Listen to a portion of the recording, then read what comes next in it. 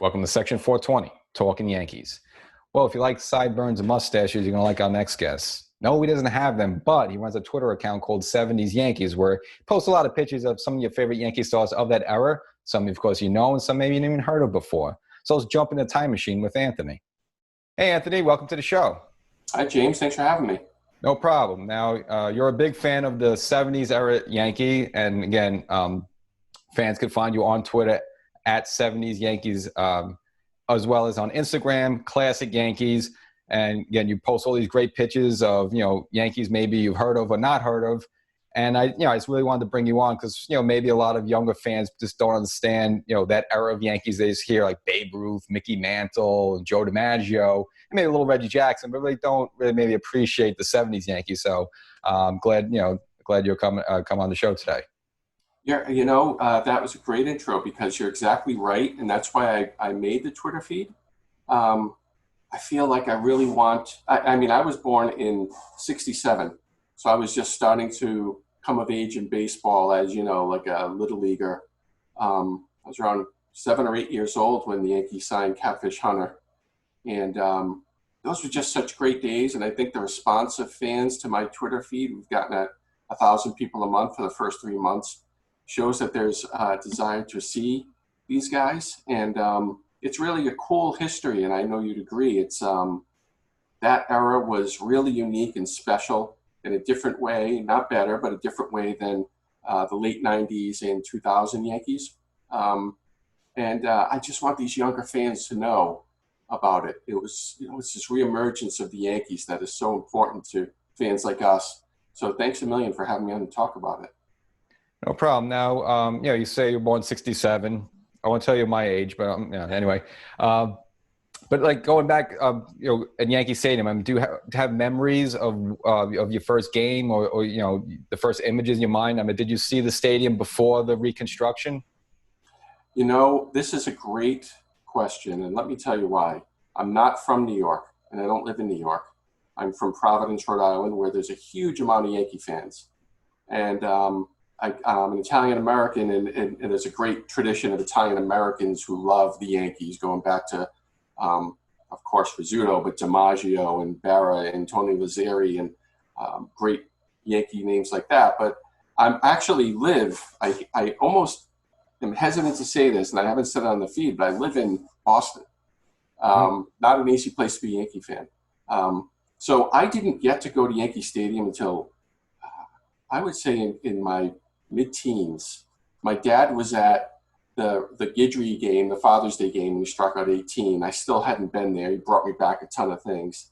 My first time I saw the Yankees play live was when it was at Fenway Park.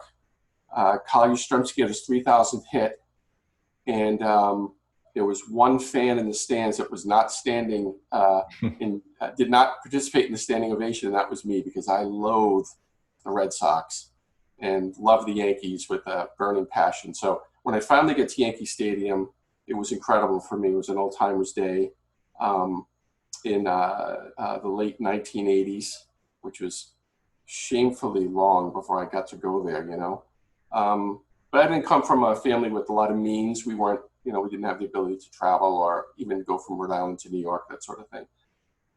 And I think in some ways it makes it more special to me. It's this dream place to me. Yankee Stadium is holy land. And, I used to work for the Department of Homeland Security right after 9/11.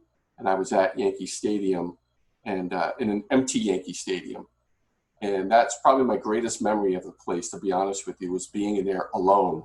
It was just me, 2 other Homeland Security people, and a guy from the NYPD. And we were there completely alone. And to be there like that was just added to the mystery for me. So that might have been a long answer to your question, but it's a little complicated. No, that's great. And actually, it's almost amazing that like you have this appreciation for, the team, the stadium, all that without be able to go there during that time. And maybe that makes the appetite more just because you haven't seen it yet. I just know for myself, my earliest memory is probably 93, 94. That's probably my, I was born in 81. So, let you know, yeah. But yeah, like, I probably went some game in the 80s as well. But like in terms of like my memories and stuff, seeing it 93 and just like for the first time, like, wow, just that impact. You see the scoreboard and you smell the peanuts, Can't believe it.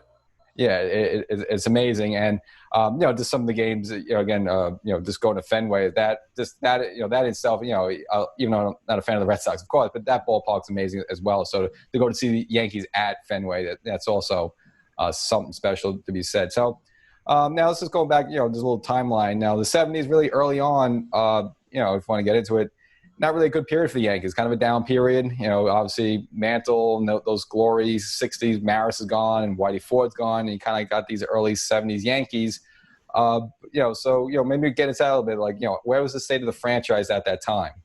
Sure, that's so pertinent to the Twitter feed I have, because so you figure if I was born in 67, when I'm starting to realize there's a thing called baseball, and I'm noticing that this is what my father's great love is, and I'm seeing him listening to a staticky transistor radio every night just to hear a little of the Yankee game, you start to realize this is something special, right? And fortunately for me, that's right around the time that Steinbrenner bought the Yankees. And my father, who's passed on, loathed the CBS ownership. He felt that they were letting the team fall into disarray, which, the standings and the win-loss columns prove that. And Steinbrenner comes along and he starts a commitment to investing in the team and bringing on these big-name free agents. And this is the dawn of free agency. And this is the dawn of me starting to love baseball, and it was just, I vaguely remember getting baseball cards and seeing the manager's name was this guy, Bill Verdon, and, thinking my father wasn't a big fan of his. He seems to have been a nice guy, but he wasn't a big fan. And then Billy Martin comes along, and the Yankees are this front page thing, and they have Catfish, and they sign Reggie, and they make these unbelievable trades. I can remember being a kid and barely understanding what a general manager was, but hearing my father praising this guy named Gabe Paul and the moves he was making to bring this team back. And so I was 10 when Chambliss hit his home run to beat the Royals. So I was only 5 in 72 when they started their reemergence, and Sparky Lyle had the great season. But I was just, you think of maybe it's a bygone era, but I think most of the people who follow my feed remember being a kid where your whole life was baseball back then. Video games didn't even exist. Everything was baseball, and if you weren't playing Little League, and the games in between, you were playing wiffle ball or whatever. And all of that convalesced for me to make me this Yankee fan that I am today, which is just a bleeding Yankee midnight blue. And I said convalesce, I meant coalesce, I'm sorry. But that's like the story of this. And I notice a lot of people doing really cool things on the internet, like you and others. I really like the Twitter feed, the Bronx Zoo and his website. And I love John Boy, of course. And I said, one thing I'm not seeing a lot of these guys are the guys from my childhood that I like so much. And that's what motivated me to make this, to see all these young Yankee fans and hope that they could learn who Thurman Munson was, because believe it or not, he's not as vivid in their minds as he is to a lot of us. Yeah, I feel like with Thurman, like, I guess from my generation, maybe a little bit sort of like Don Mattingly. I guess maybe that would be Munson to you. Sort of like unappreciated, kind of glossed over a little bit. And I think, but kind of leads me to the next question. Of that era, who was your favorite player? Well, that's great. So Thurman is like a saint, right? So Thurman is, if we had a holy trinity, he's in it. He's this figure who will live in everyone's memory as, the man who died at the height of the Yankees' comeback, and just a great player. He epitomized everything about baseball and being a Yankee. My favorite player, though, by far, without competition, is Greg Nettles. I've told some people on the feed, I almost don't post Nettles enough, just because for me it could turn into a Nettles feed very easily. I was number 9 in Little League. I was all through my baseball career. I was drawing pictures of Greg Nettles and trying to emulate him in the field. And to this day, if I see a picture of him even now, he's in his 70s, I think to myself, geez, that's Greg Nettles. Like, I can't get it through my head. I don't know if I met Sparky Lyle. I met a couple of the Yankees. I met a bunch of the 90s Yankees from your era, all great guys too. But I've never met Nettles, and I don't know. I think I would be too in awe of. And I've met presidents and all of these queens, but Nettles, I think, would blow me away. He's my favorite all-time athlete.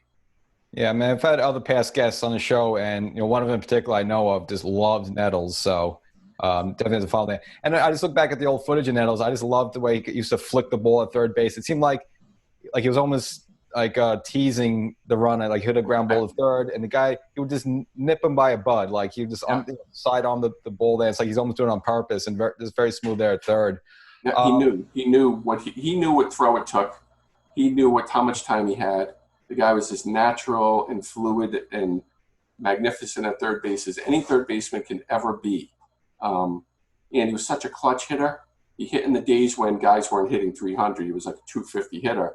But he hit a ton of home runs and hit 390 home runs. And I think he's not in the Hall of Fame. Drives me crazy. Yeah, it's pretty interesting. Like, I personally, I can understand. I mean, even though he's a great player, like, he probably doesn't have, like, I want to say Hall of Fame type numbers or career, but definitely like a solid Yankee, those solid type of players that help you win championships. Now, again, people can check your Twitter feed again. It's 70s Yankees. And now you posted all these, maybe random Yankee, like a lot of, I look at some of the baseball cards and pictures of, I didn't even heard of these guys. So what are like your favorite Yankees that like maybe your casual Yankee fan never even heard of that, this you remember as a child, or you remember their baseball card you just love? I remember so many of these players, and I get a giggle out of some of them. Mickey Klutz always comes to mind because I remember when he was on the Yankees, and he's got a funny last name, and back then Klutz was something people would call clumsy people often. And I remember my friends, all Red Sox fans, would give me a lot of grief about Mickey Klutz. I like to bring back these guys. I remember like Del Alston and players that people thought were going to be, might be the next big thing. I will tell you that a couple of things. First of all, I've learned stuff from the Twitter feed about Yankee fandom. And I was just telling a buddy of mine this today.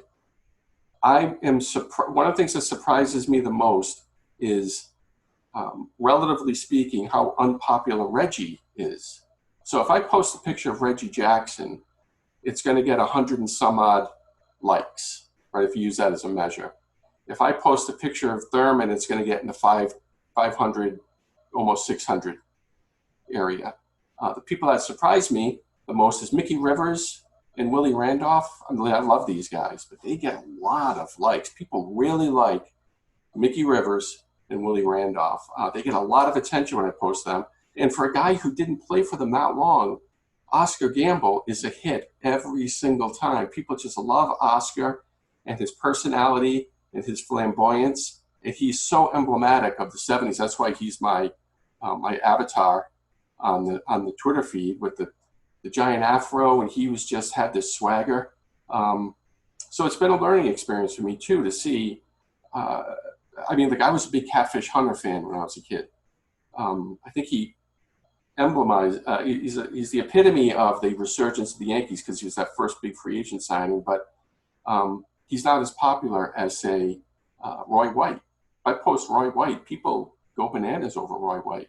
And of course, the other thing I've learned about certain players is that how much people love Bobby Mercer, which is really heartening to me. I did get to meet Bobby Mercer once. He's an incredibly nice gentleman. What a guy. And that's everybody to a man. That's their impression of him. And I see specifically for people in New York who love the Yankees, really have an affinity for Bobby Mercer. And I love seeing that.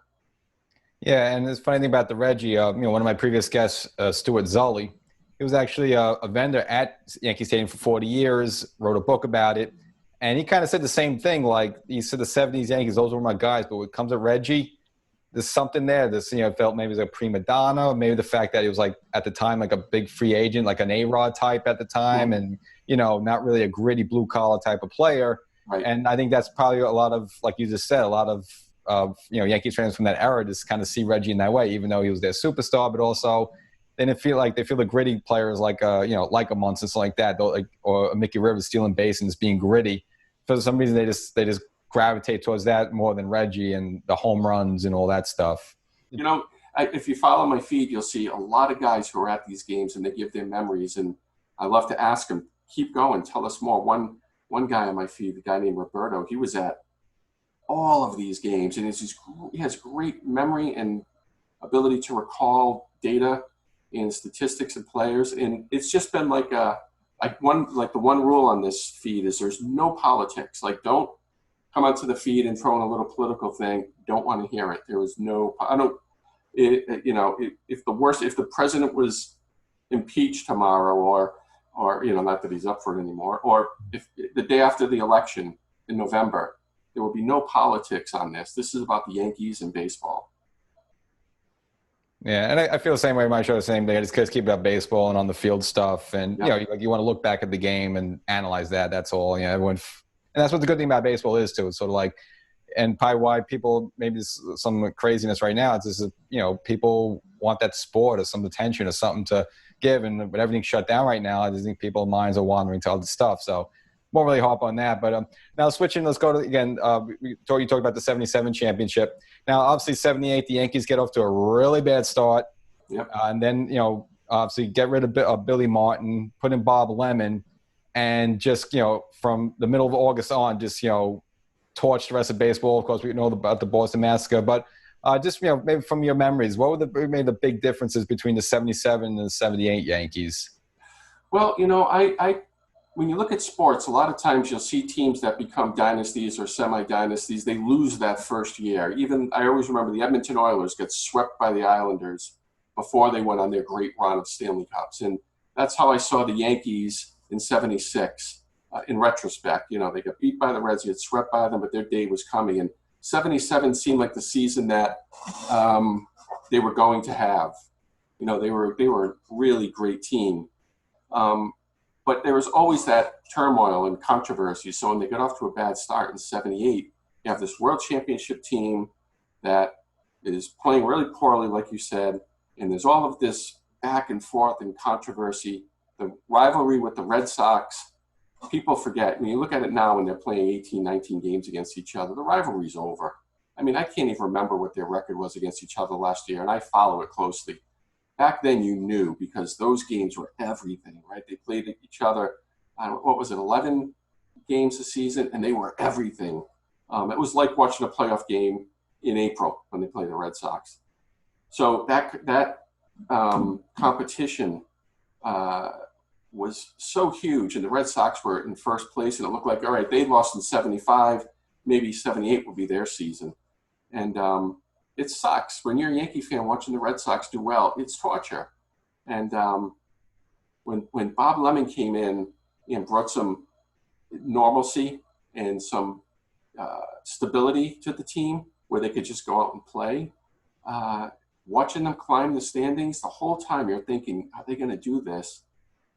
And I know it was only 11, but when you're an 11-year-old boy in the '70s, you knew what was going on. And watching them come all the way back and seeing your heroes come from behind and then win that one-game playoff at Fenway, especially someone living amongst all Red Sox fans, man, I can't tell you how much satisfaction I got out of that. That's why today when people say, well, in Boston, they'll say, well, the 2004 comeback in the playoffs is just as good as that. No, it wasn't. This was a different era, a different level of rivalry.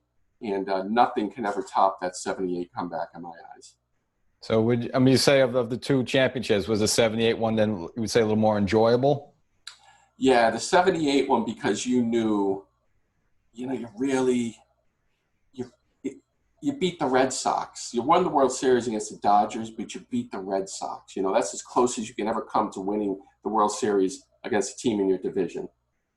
That, when you think anybody who was around then, the guys on the feed will agree. When in 1978 you beat the Red Sox directly, and nothing tops beating the Red Sox in my mind.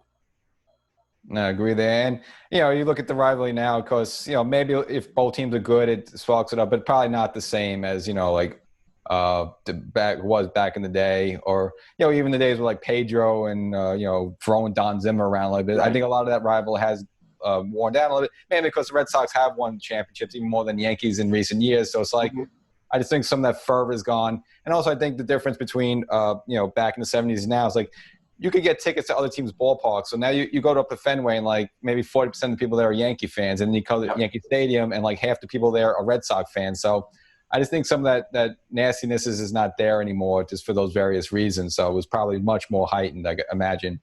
Yeah, the unbalanced schedule really changed. I used to go to every Red Sox Yankee games at Fenway because I work on the Fenway. I'm right down the street from the park. And after a while, and then I had a couple of kids, and after a while I stopped going because the fans were the things they were chanting at the Yankee. I could take it, but when you have girls, and you don't want to take them there when they're yelling.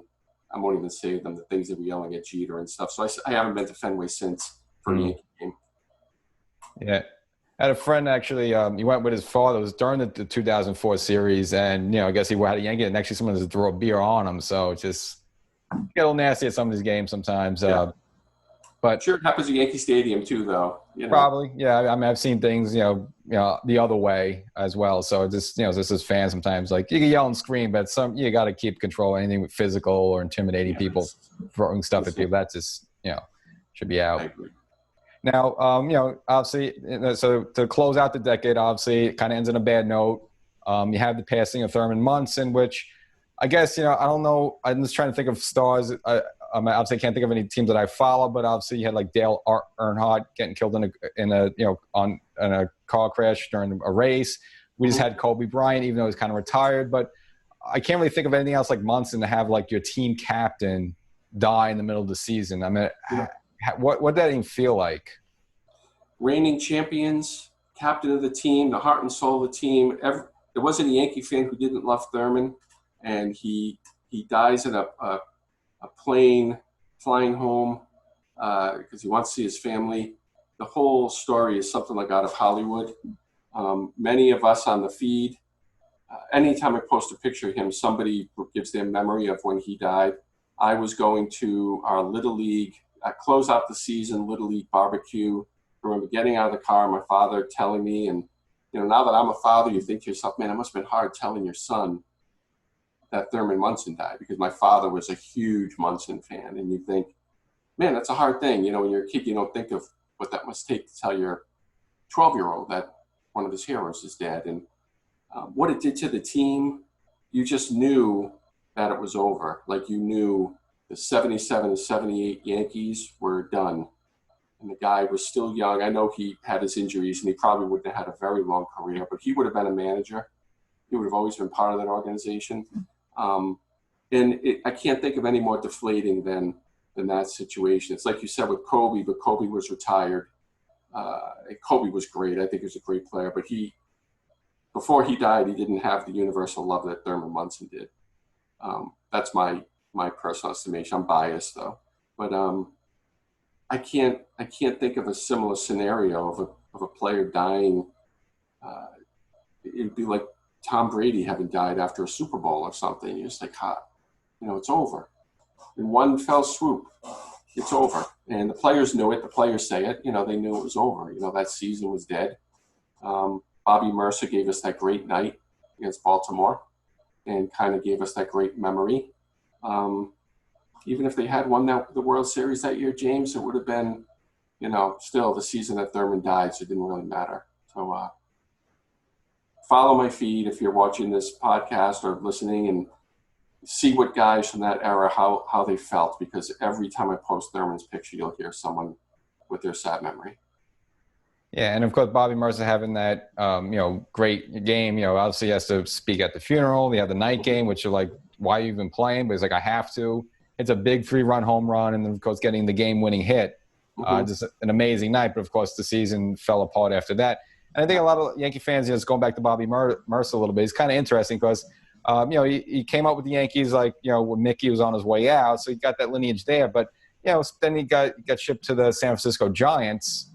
which, like a lot of people when you talk about it, then he came back to the Yankees, but he kind of missed that to be part of that 77. Yeah.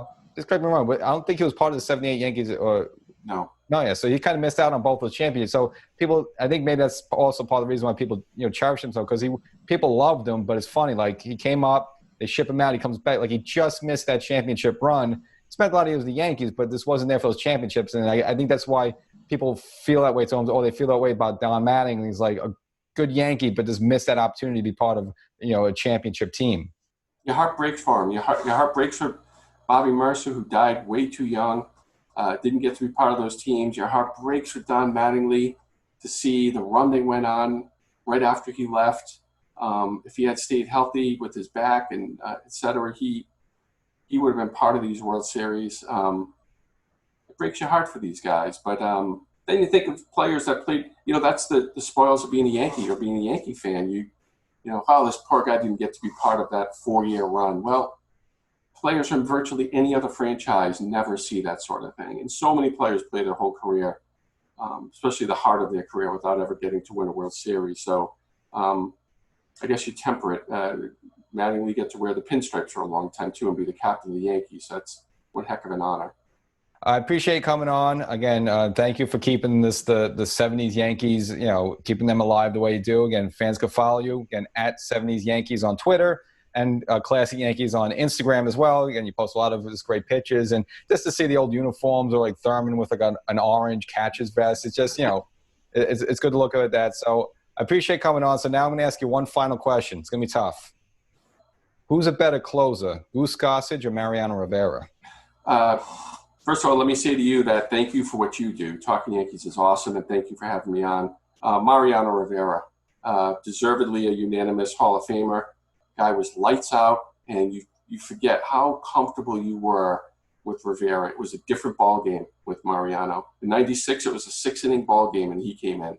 And then in for the rest of it, '97 through his retirement, it was an 8-inning ball game if you're winning. So Mariano, I think, was the most important player of this championship year, so I would definitely go with him. He would never given up those clutch home runs to George Brett the way Goose did. But I love the Goose, so don't get me wrong. Yeah, and I agree with you there. I think Goose's uniqueness that he could come do like 2 or 3 innings. That was a different game. But Mo, again, he had his bleeps in 04. He had the bleep in 01 in in Arizona, which was probably one of the worst guys in my life. Little broken back garbage. Exactly. It wasn't like, he got rocked. But, we have to go with Mo with that. But only I would give Goose, though, he has probably the greatest mustache in Yankee history. Well, I posted a guy today, Dick Tidrow. He had one heck of a mustache, too. But you're right. Goose, he's still wearing it, too. He knows it's a trademark. Awesome. Well, thanks for coming on. Appreciate it. And, keep up the good 70s Yankees work. Thank you, James. You, too. I appreciate it.